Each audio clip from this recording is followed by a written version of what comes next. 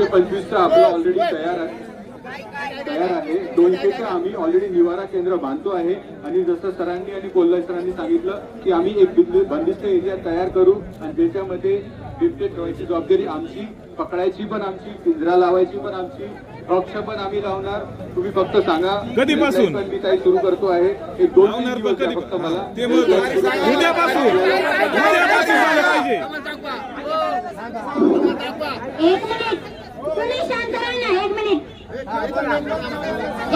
शांत राहा. खाली बसणार असेल तर मी बोलते. तुम्ही खाली बसा, तुम्ही बोलते. खाली बसा.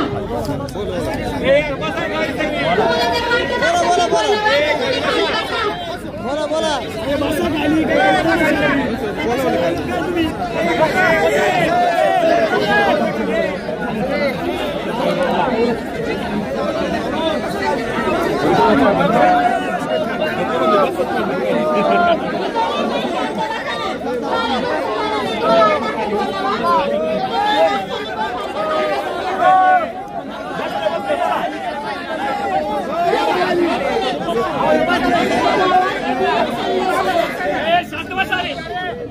ऐका सर, आमच्या गावात किती हल्ले झाले? पिंपरखेड गावात 3 हल्ले झाले. 3 हल्ले तुम्ही कधी आले? तुमचे लोक येतील कधी? दुसरा हल्ला झाल्यावरती येणार आहे.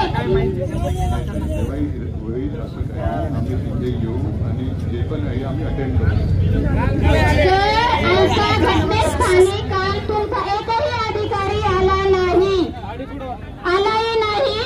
कमीत कमी तुम्ही तिथे यायला लागत होतं.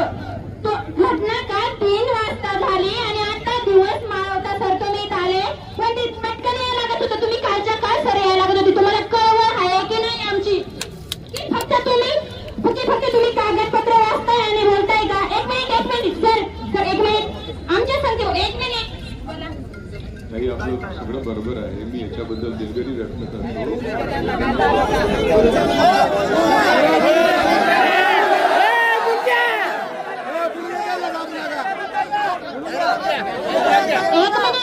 मी बोलेन त्याचं उत्तर ते माईकमध्ये बोलते नाही. त्यांचा आवाज नाही निघत. जसा माझा निघतो तसा त्यांचा नाही निघत. त्याच्यामुळे मी बोलले का माईक त्यांच्याकडे देते ते पण बोलतील ना. तुम्ही शांत राहा. बोला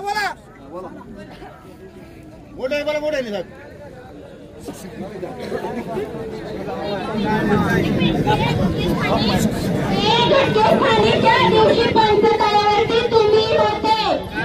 आज भर पावसात 3 महिन्याचं बाळ घेऊन स्वतः मी बसले होते. सर मी गोंबे त्या दिवशी ही वेळ घटना झाली. आमच्या गोंब्याच्या कुटुंबावरती झाली. आज 15 दिवस झाले तर सर कालही झालं. त्या दिवशी त्या घटनेत काल तिथं कोणीच नव्हतं. वाघावरती अटॅक करणारे मी, माझा नवरा आणि माझी शेजारची जाऊबाई. आम्ही त्यांना सांगितलं की तुमचं म्हणजे ज्या जावचं नाही त्यांना सांगितलं की तुमचं बाळ वाघांनी उचललंय. उसात आम्ही स्वतः डोळ्यांनी बघितलं. उसासुद्धा आम्ही गुडघ्या इतक्या चिखलात आम्ही गेलो तर तिथं बघितलं वाघ बाळापाशी बसूनच होता सर. आम्ही गेलो तर तो आमच्यावरती अटॅक करीत होता सर. भुरकत होता. तर मी माझ्या नवऱ्याला जावला आणि त्या बाळाच्या बापाला म्हटलं की आपण दोघं जाऊन उपयोग नाहीये. आज उसात जर तो आपल्याला आला तर आपल्याला सुद्धा उसातून पळता येणार नाही. जेव्हा जास्त पब्लिक आली तेव्हाही आम्ही 50 जण आतमध्ये पळालो सर. तेव्हा तो वाघ सोडून गेला. आज माझी लेकरं लहान आहे. तुम्ही घटनेस्थळी येऊन मी एवढी कळकळीने बोलते ना. तुम्ही घटनेस्थळी या. तिथं आमची अवस्था स्वतः पहा. आज चिखला पाण्यात आम्ही तिथं कसं राहतोय. आमची कळवळ काय सर? एशियन पासून बसणाऱ्याला काय कळणार आहे शेतकऱ्याची तळमळ? घटनेस्थानी मला असं वाटत होतं सर स्वतःच जर काही झालं तर लगेच जातो. लगेच विमानं पिकतं. आज कालच्या धरून आमच्या बाळाची डेड बॉडी कुठे आहे सर?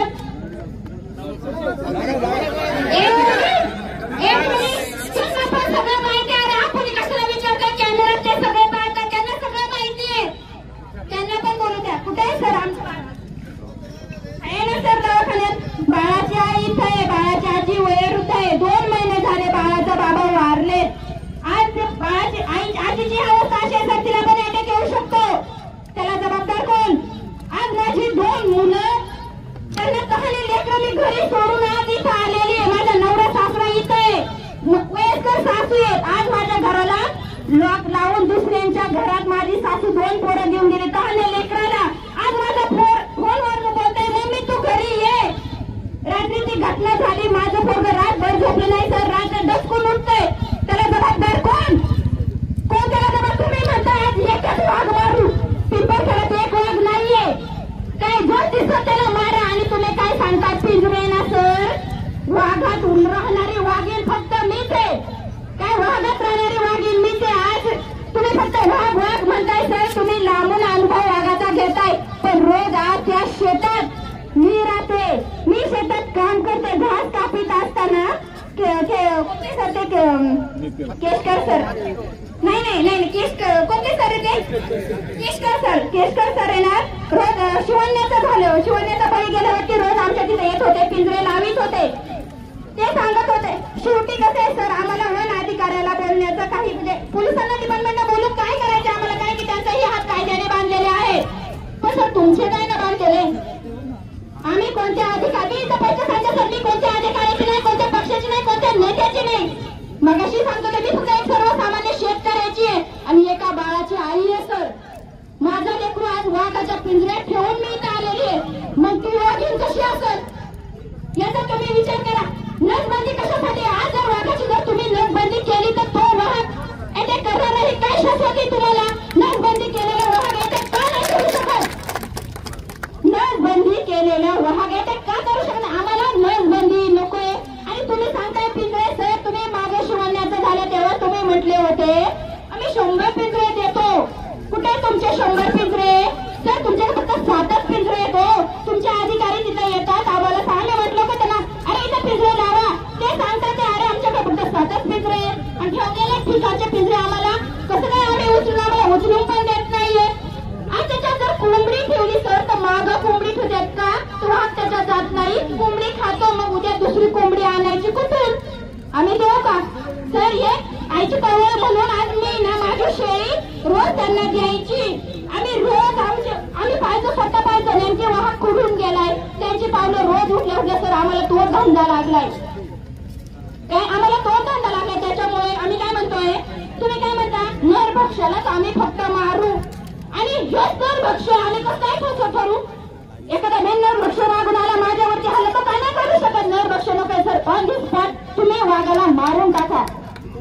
काय तुम्ही आज तुम्ही विचार करता. आज तुम्ही मगाशी तुम्ही काय 15 दिवस बोलले. 15 दिवस परमिशन आहे बाळ. आम्ही 15 दिवस तिथं ठेवू का सर. आज माझं तहान लेकरू सोडून मी आधी तर 15 दिवशी तर बसू शकते का. 15 दिवस तुम्ही कायदा रात्री बदलू शकता. नोटाबंदी तुम्ही रात्री बदलू शकता. मग आज एक बोलणारे आईचं तुम्ही काही नाही समजू शकत का. आज तुम्हाला पण लहान लेकरं आहेत ना. तुम्ही पण एका बापाचे दोन मुलाचे वडील आहेत सर. तुम्हाला मी कळकळून बोलते. आपलं जेव्हा आपलं जातं सर तेव्हाच कळकळ येते. आज विचार करा जर पिंजऱ्यात आमच्या ऐवजी तुमचं बाळ जर वाघाने उचललं असतं तर तुम्ही काय केलं असतं. तुम्ही या खुर्चीवरची तुम्ही या पदावरती बसले असते का. किंवा कागदपत्र आम्ही बघू 15 दिवसांनी बोललो असं म्हणताय का सर तुम्ही. आज बाप मृतदेह साईडला पडलाय. बाप साईडला पडलाय. आय बिचारी तर दर रडतीये.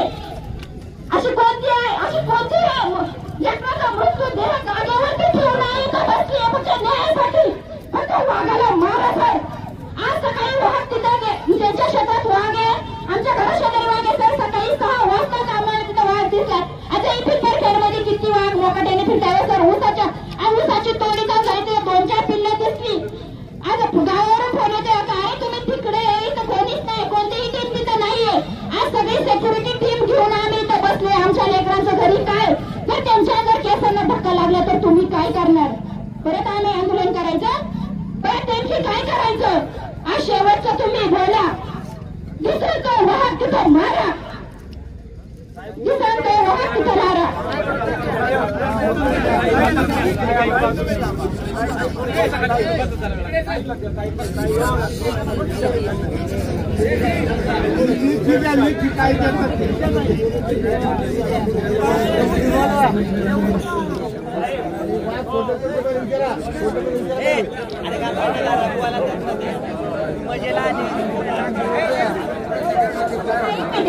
हा सर आम्ही जेवढं कळवलं वाईट नका वाटू.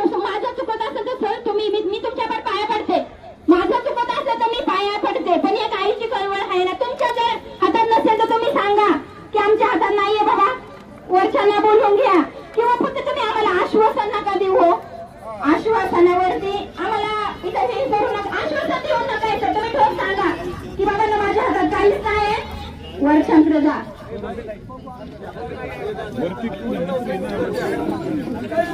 ही भावना आपल्या सगळ्यांची ताई तुम्ही पुन्हा एकदा सांगितली. आपण इथं ज्या न्यायासाठी बसलो, आपण एक गोष्ट दुसरी पण लक्षात घ्या. आपला संताप, आपलं लेकरू गेलं, आपल्याला वाटणं, हे आपल्या सगळ्यांच्या भावना. ही दुसरी गोष्ट लक्षात घ्या. मुख्य वनसंरक्षक ते स्वतः आलेत आणि कालच्या ऐकून घ्या, वाघ मारण्याची जी ऑर्डर आली आहे ताई, मी पुन्हा एकदा तुम्हाला हात जोडून प्लीज तुम्ही सगळे कॅमेरे बंद केले तर मला काहीतरी बोलता येईल. मी पुन्हा सांगतो, तुमच्या सगळ्या प्रश्नांची उत्तरे उद्याच्या दिवसात मिळून जातील, हे मी तुम्हाला पुन्हा सांगतोय. फक्त याच्यामध्ये खूप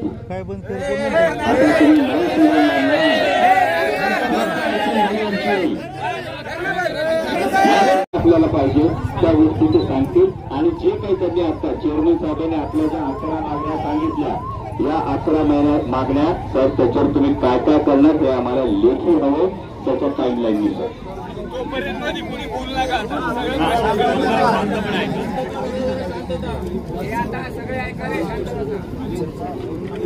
ताईंनी विषयी गोष्ट मांडली. ताई मला आपण जे काही म्हणता मी सगळ्या गोष्टीची सहमत आहे. सरांनी जसं सांगितलं, आपल्या मनात जे आहे ते होणार आहे. दुसरी गोष्ट 11 ह्या ज्या बाबी आहे सर, याच्याबद्दल मी लेखीमध्येच टाइमलाईन आपल्याला देऊन देतो आणि लेखीमध्ये सगळ्यांना एक साधारणतः 1-1.5 तासाच्या आतमध्ये मी सगळ्यांना याच्याबद्दल लेखी उत्तर देऊन देतो आणि आपल्यालाही देतो आणि सगळ्यांनाच देतो. मला असं वाटतं लेखी स्वरूपात राहील तर त्याला आपण जास्त इम्प्लिमेंटेशन करूया. आणि उद्या मॉर्निंगमध्ये सर जी मीटिंग आहे, मला सर आपल्यालाही विनंती करायची आहे की कृपया करून आपण मीटिंगला या, जेणेकरून भावना पोहोचवायला मी एकटाच नसलो पाहिजे सर. आपण जर सगळे असाल तर कमीत कमी ह्या सगळ्या भावना पोहोचू शकतात.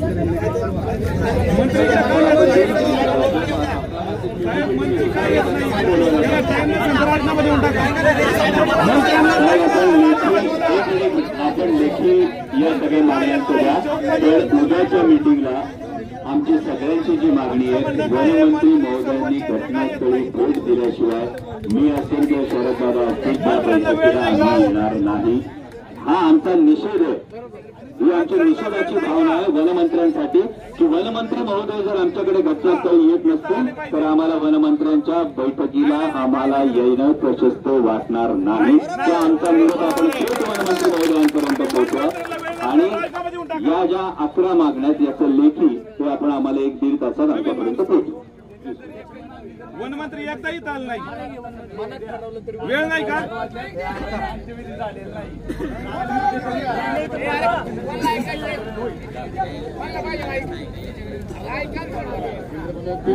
वनमंत्र्यांबद्दल बोला.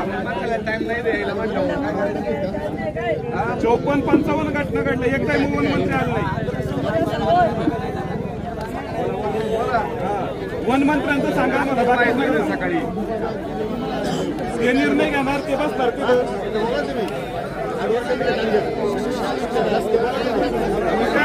जनतेचा सेवक आहे ना, वेळला संत राजनामा द्या.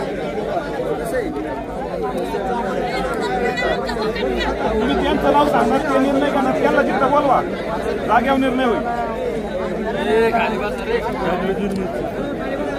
नमस्कार सर. हो भाऊ, कधी आली? भाऊ इकडे बघा. सकाळी सकाळी नाही. आपल्याकडे चालू आहे ना आंदोलन.